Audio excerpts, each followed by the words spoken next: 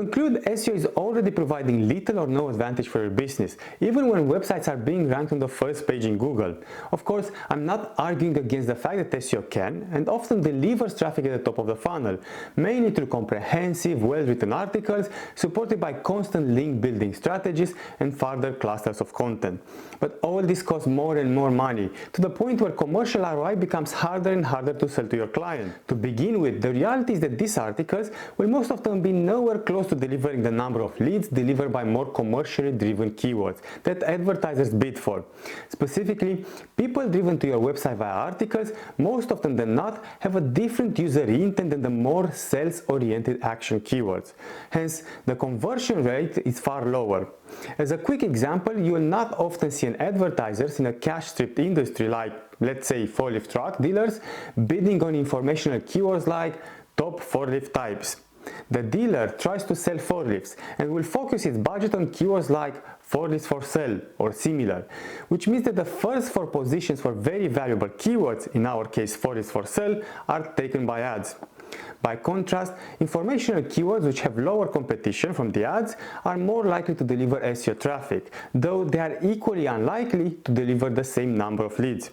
And it is this arm of SEO that Google will actually continue to encourage webmasters and SEOs to put resources on. In fact, nowadays every piece of advice you get from Google is the same: provide the best possible content. And the more content, the better. Why? Well, if advertisers compete on those commercially valuable keywords and drive budgets higher and higher, the informational queries don't drive as much advertising interest, as discussed. Yet, Google still needs to deliver the best possible content on these queries too, which means that they need SEOs and webmasters to close this gap. Your ROI is lower, but of course, you take anything you can get. And don't forget about the display ads either, that will of course leverage the quality of your articles too, to drive conversion to advertisers. Look, this is a big conversation and my argument is very simplistic for the purpose of making a point. I do, however, hope that we can agree on the fact that Google makes sure that valuable keywords generate revenue for them via ads. At the same time, to rank an article in a competitive market is far from cheap nowadays, and you are at the mercy of Google's updates too, which means that in competitive markets, you really do need to have a realistic budget to support your SEO efforts.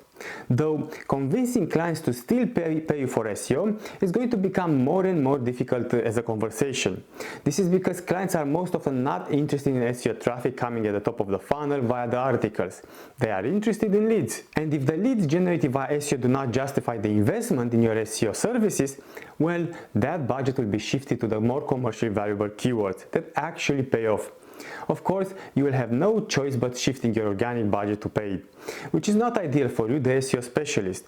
To bring everything together, the commercial value of SEO over time decreased considerably at the expense of paid ads, while the cost of ranking valuable keywords through SEO skyrocketed.